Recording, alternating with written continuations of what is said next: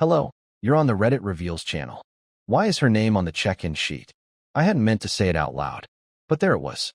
My voice, thin and cracking like the ice on the hood of my car, staring at a name I hadn't spoken since yesterday. Mallory Prescott.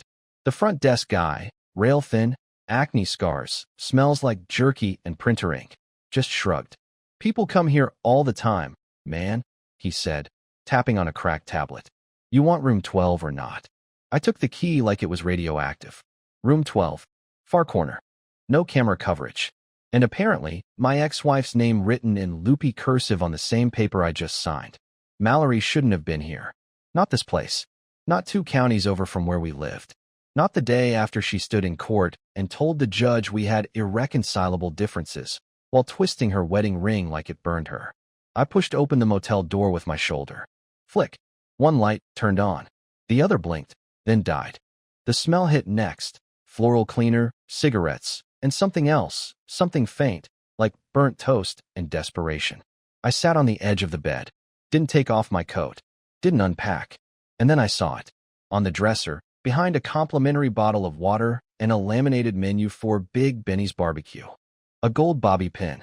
Mallory's brand. I knew it. She always bought the same overpriced set from that boutique on Addison Street. The ones with the little pearls on the end. I didn't bring this. No one else knew I was here. And according to the logbook, she checked in 2 nights ago. I should have left. But instead, I lay down. Shoes still on. Eyes wide open. And that's when I heard it. A soft knock on the wall behind the bed. 3 taps. Pause. 2 more. Like code. Morse, maybe. Or something worse. Then a whisper. I couldn't make out the words at first. It was muffled. Female.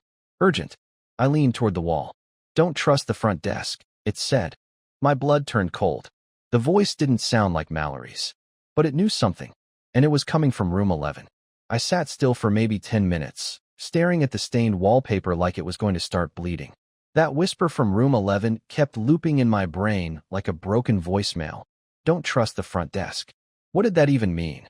Was it a warning, a prank, or a crazy guest with too much time and not enough meds? But then again, Mallory's name was in the logbook, and her bobby pin was sitting 5 feet from me, like a breadcrumb from a trail I never meant to follow. I reached for the motel wall and knocked back. 3 soft taps, just enough to be heard, but not enough to sound insane. Although, let's be honest, I wasn't sure where I landed on the sanity scale anymore. Another pause. Silence. Then, suddenly, 2 slow knocks from the other side. A perfect mirror. I stood up. My knees cracked. They always do when I'm about to do something stupid. I pressed my ear to the wall. Nothing. Just the faint buzz of a refrigerator and the wheezing breath of old pipes. I should have left. Should have grabbed my keys, tossed the bobby pin into the parking lot, and driven until the gas tank blinked dry. But I didn't. Instead, I walked to the wall, put my palm against it, and whispered, "Who are you?" No answer. But something else responded, from inside the room this time. A knock. From the closet. I swear to God, I jumped back so fast I nearly tripped over the bedpost. The closet door was just a few feet away. Cheap wood. No lock. Painted over at least 6 times since the 90s. I waited, holding my breath. One more knock. Gentle. Not like a "hey, let me out" knock, more like someone testing if I'd noticed. I took a step forward, slow, quiet. My hand was shaking and my phone battery was dead. Typical. Another knock. Softer this time. Like knuckles grazing the wood. I reached for the handle. My throat was dry. I could hear my pulse in my ears. Something primal in me was screaming, "Don't do this," but I opened it anyway. And the closet was empty. Mostly. Except for a jacket. A dark green windbreaker. Hers. Mallory's. The one she used to wear on rainy days. It had the little coffee stain on the left cuff. I remember that because I spilled it. She laughed and said it looked like an accident in cursive. Now it was hanging here like it had been waiting for me. Like she had been waiting. I touched it. It was damp. Why? Why was it wet? And then I noticed something else. Inside the pocket, a folded note. Torn from a notepad.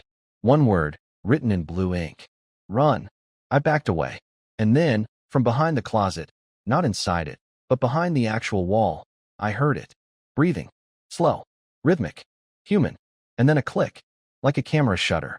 And my room phone started ringing. Loud. Piercing. But when I picked it up, no dial tone. Just a voice, calm and male. I see you found her jacket. I dropped the phone. Not slammed. Not through. Just dropped it. My fingers let go like the thing had burned me. And for a second, I couldn't move. Couldn't even breathe. The room felt thick, like someone had pumped fog into my lungs. Because that voice, whoever it was, it didn't sound like a motel employee. It didn't sound like someone asking if I needed more towels or if the heat was working. It sounded like someone who had been waiting for me, watching me, someone who knew. And then I noticed the cord. The phone wasn't plugged in. It was sitting on the table, its coil cut at the base, frayed ends splayed out like tiny fingers. The jack had dust caked inside it, like no one had used it in years. I crouched down to be sure, pulled the table away from the wall. Nothing. No connection. No trick wiring. Just a dead phone that somehow rang and whispered to me like it had a soul. That's when something shifted in my head. I felt it like a click. Something tilting off center. I didn't feel alone, and I didn't feel like I was losing my mind either. Not quite. What I felt was observed. Not haunted. Not paranoid. Observed. Like I was part of someone else's story, being flipped through page by page without knowing how close I was to the ending. I turned toward the mirror over the dresser and looked at myself. Pale. Sweaty. Lips dry. My eyes were bloodshot, but not from lack of sleep. From pressure. From knowing too much and nothing at all. And then I saw it.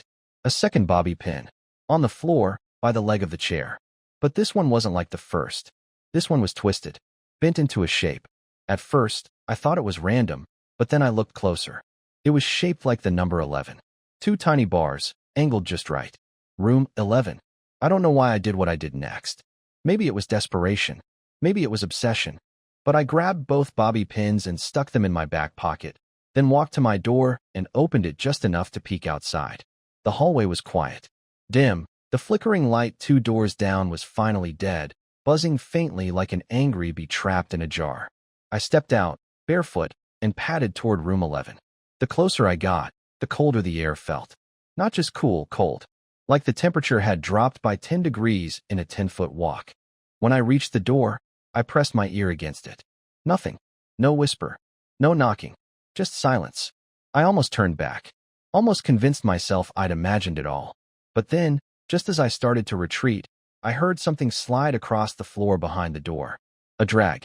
Like a shoe or a chair leg. And then, the doorknob turned. Slowly. Not fully. Just a twitch. Like someone testing if I try to open it. I backed away quickly, heart slamming against my ribs, and returned to my room without looking back.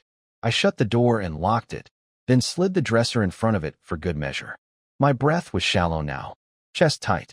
Every nerve screaming. And yet, despite all of that, my eyes locked onto the closet again. Because the jacket was gone. Mallory's jacket. Gone. Vanished. No hanger, no damp spot, no note in the pocket. In its place, hanging silently, was something else. A Polaroid photograph. Fresh. Still developing. My hand trembled as I pulled it free. It was a picture of me, standing outside room 11. Moments ago, only in the photo, I wasn't alone. There was a hand on my shoulder. A hand I never felt. I sat on the floor for over an hour, just staring at that photograph. My hands refused to stop shaking, no matter how tightly I clenched them. I kept looking at the image, trying to rationalize it, trying to make sense of how someone could have taken a Polaroid of me seconds after I stood outside room 11. And even more disturbing, how there could have been a hand on my shoulder that I never felt. The image wasn't blurry. It wasn't distorted or old. It was sharp. The hand had pale skin, long fingers, and chipped red nail polish. Mallory used to wear that exact color. Crimson Bloom, I think it was called. I remembered because once I accidentally spilled acetone on her dresser and ruined the finish, and she laughed and said, "At least you didn't ruin the polish." I should have left the motel. I knew that. Any normal person would have bolted. But the problem with people like me, the soft, spineless ones who hold on too long, is that we don't know how to walk away, even from the things trying to eat us alive. And something about that photo, about the silence, about the closet, about room 11, felt like unfinished business. I stood up and made myself move, pacing the room like a caged animal. Eventually, I picked up my dead phone and jammed the charger into the wall. Of course, the outlet sparked and didn't work. I wanted to scream, but I held it in. Instead, I went to the motel phone again, the one I knew wasn't connected to anything. and I picked it up. No dial tone, just static. I waited. Then, through the fuzz, breathing. No voice this time. No calm male whisper. Just soft, shallow breathing, as if someone was inches away on the other line, listening, waiting. I slammed the receiver down. Then I left the room. The hallway was colder now. My breath fogged slightly in the air, indoors. I walked straight past room 11 without stopping, forcing my eyes forward, and marched back to the front desk. Opal was gone. In her place was the skinny guy from before, the one who checked me in. He was sipping something from a paper cup and watching reruns on a cracked TV behind the desk. "Hey," I said, trying to sound casual, but failing completely. "Quick question. Who's staying in room 11? He looked up, blinking like I'd just asked him the square root of spaghetti. "Room 11? He repeated. "Yeah, right next to mine. 9A. He raised an eyebrow, then typed something into his tablet. He squinted at the screen, then frowned. "That room's not rented. Not even on the system. It's been locked up since last year. You sure you got the number right?" I stared at him. "I stood in front of it 20 minutes ago. It has a light on. Someone's inside." He shook his head, slow and deliberate. "No one has a key to that room except management. And that's me and Opal." I waited for him to smirk, to laugh, to give me the gotcha look and say it was all a prank. But he didn't. He just sipped from his cup and looked bored. "Was anyone in there last night?" I asked. He snorted. "Nope. That room's off limits. Broken floorboards or some crap. You sure you're feeling okay, man?" I didn't answer. I turned and walked out of the lobby. But I didn't go back to my room. Instead, I circled the building from the outside. The wind was sharp and dry. Dead leaves skittered across the pavement like whispers you couldn't quite catch. I counted windows. 1, 2, 3. 9A mine. Next to it, 10. Then 12. There was no room 11. From the outside, there was no window. No door. Just a solid stretch of brick between rooms. Like it had never existed. But I'd been there. I knew it was real. I walked up to the wall and pressed my hand against the cold surface. It felt wrong, too smooth. Like something had been covered up. That's when I heard it again. A whisper, this time clearer than before. It came from behind the wall. "You were never supposed to find this place." My vision blurred for a second. My knees buckled. I staggered back. That voice, it wasn't a stranger. It was Mallory. Not scared. Not desperate. But angry. And suddenly, I realized, this wasn't about her disappearance. This was about me. I didn't go back to the front desk. I didn't go back to my room either. I just stood outside, staring at the wall where room 11 was supposed to be. My fingers were numb from the cold, but I didn't feel it. What I felt was something deeper. That particular kind of panic you get when the rules of the world start to quietly break and nobody else seems to notice. Because I had stood in front of that door. I had heard the whisper. I had seen the doorknob move. And now I was staring at a strip of wall like it had always been that way. Like some goddamn magician swapped out reality while I blinked. I backed away slowly, crossed the lot, and sat on the curb near the vending machine.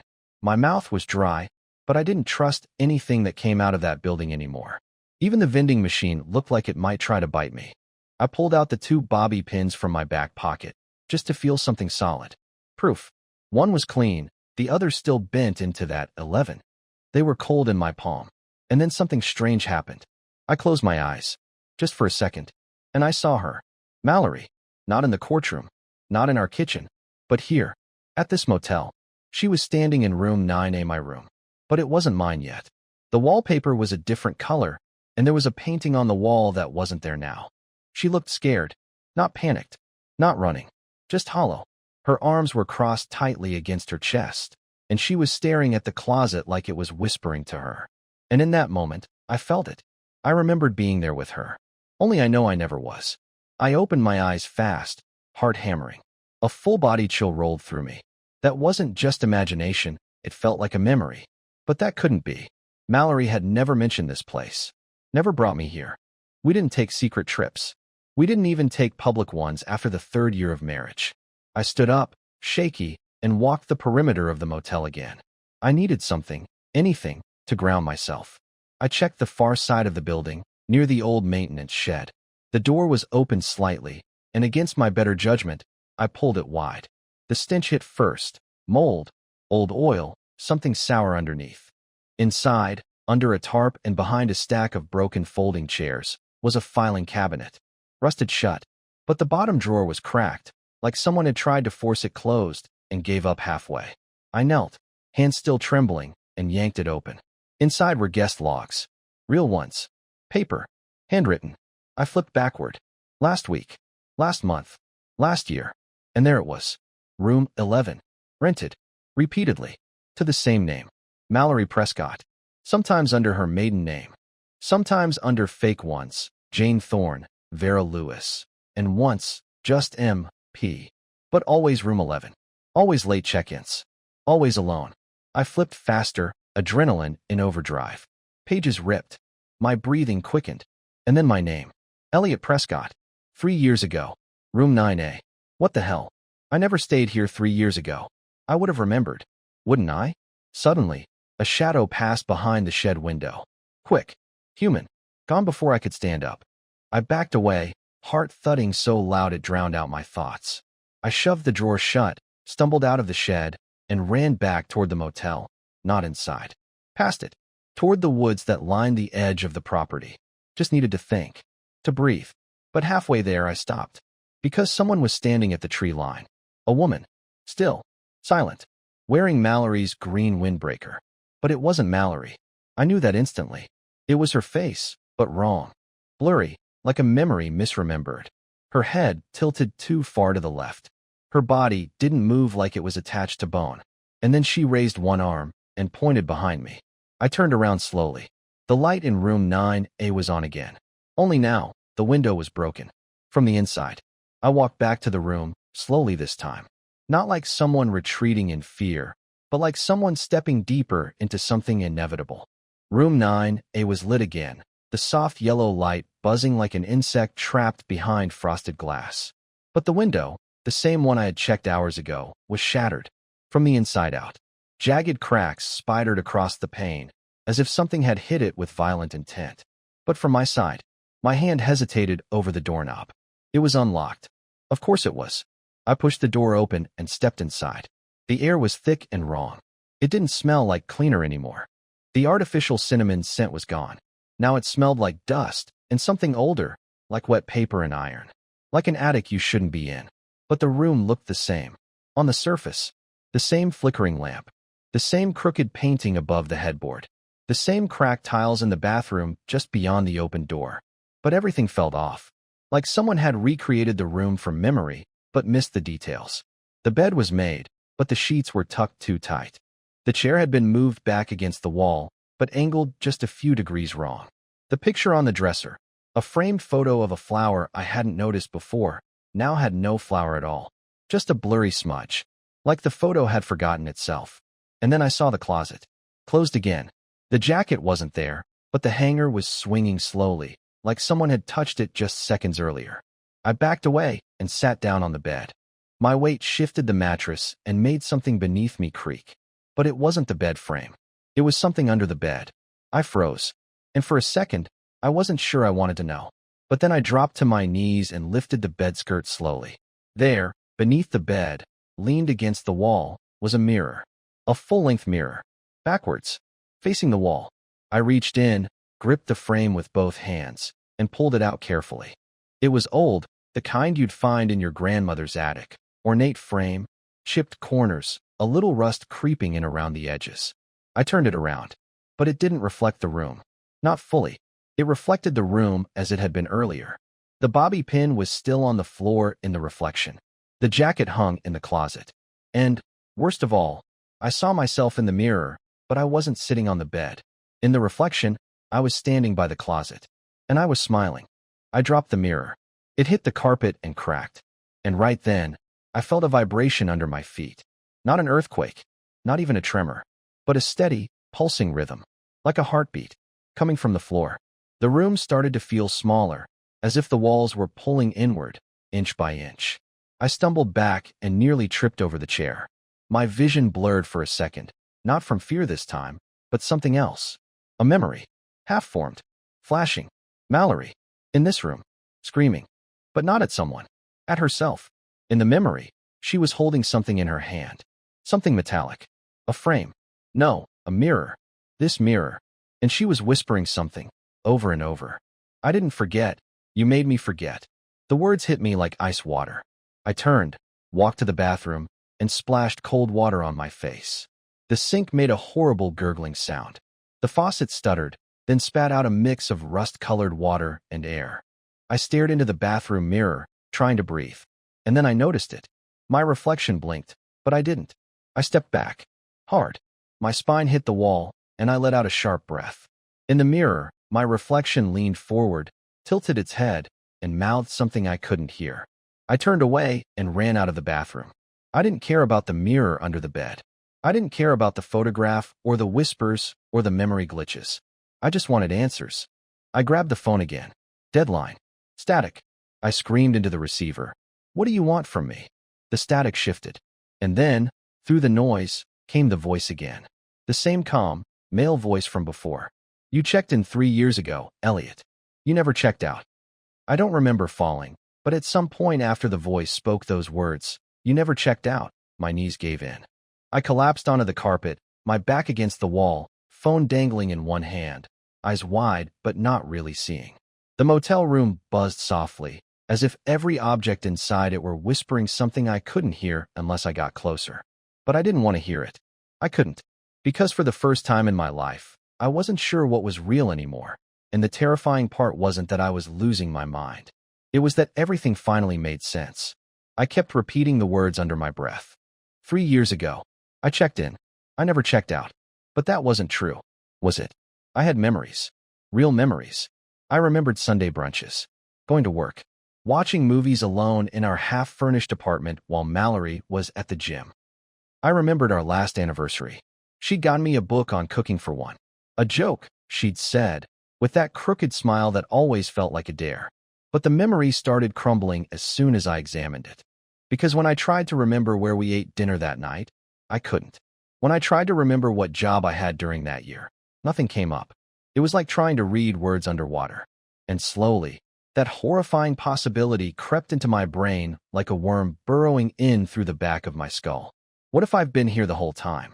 I stood up and tore the sheets off the bed. Nothing. No clues. Just the hollow feeling of fabric too stiff to be used often. I opened the drawers. The Bible was gone. Only a tattered notebook remained, shoved behind a stack of old tourist pamphlets. It was bound in cheap leather, the kind you'd find at a gas station, and it had a broken strap wrapped twice around it. I opened it. The handwriting was messy at first, jagged, desperate, but unmistakably mine. Page 1. If you find this again, don't ignore it. That's how we keep ending up back here. You forget. You always forget. But this room doesn't. Page 2. She didn't leave. You sent her away. You just don't remember why. Page 3. Don't talk to the mirror. Don't answer the phone. Don't go to room 11. My vision went dark at the edges, the room spinning slowly like the inside of a music box. I flipped further. More pages. Hundreds of them. Notes I had written in loops, over and over. Warnings to myself. Timelines. Drawings. A crude map of the motel's layout, with room 11 circled in red. Beside it, a question mark and a single word written in capital letters. Rewrite? I didn't understand what it meant. And then, I turned the final page. Taped to it was a photo, a Polaroid, of me and Mallory. But not like I remembered us. Not happy. Not even pretending. We were in the motel room. I looked older. She looked broken. Her eyes were red, like she'd been crying for hours. And I was holding the same notebook I was holding now, staring at her like I hated her. On the back of the photo, written in thick black marker. This time, don't let her open the door.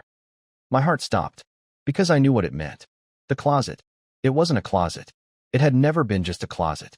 And Mallory, she must have opened it. Years ago. And whatever was behind that door, whatever lived inside that hidden sliver of this cursed place, took something. From her. From me. And now it was trying to finish what it started. I backed away from the dresser slowly and turned toward the closet. The door was open again, just slightly. No creaking. No breeze. Just the soft shift of air that told me something had moved. I grabbed the mirror from the floor and angled it toward the closet opening. I didn't want to look directly. In the mirror, I saw nothing. But I heard something. A voice. Her voice. Mallory's. Except it wasn't coming from the closet. It was coming from inside the mirror. Faint at first. Barely more than a breath.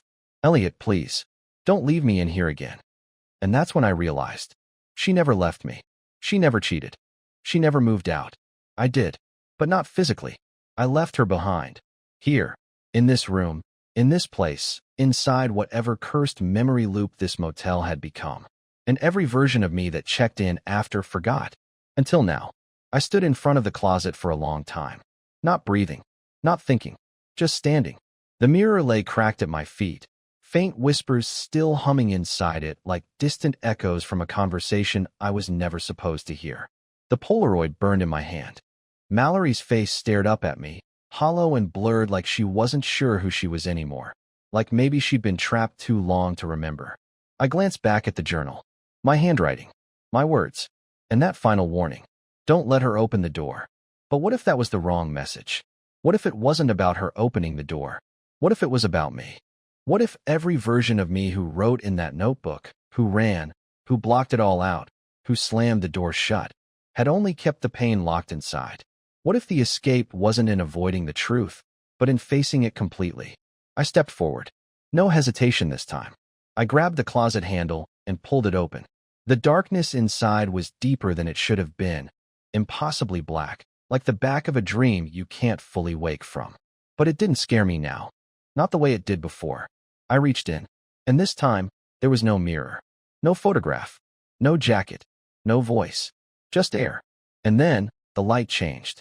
Subtle at first, like a sunrise slipping through the cracks. The buzzing lamp on the ceiling flickered once, then steadied. The shadows pulled back. The temperature warmed, and the room no longer smelled like bleach or mold or time. It smelled like lemon shampoo. And when I turned around, she was there. Mallory. Not ghostly. Not twisted or cursed or lost.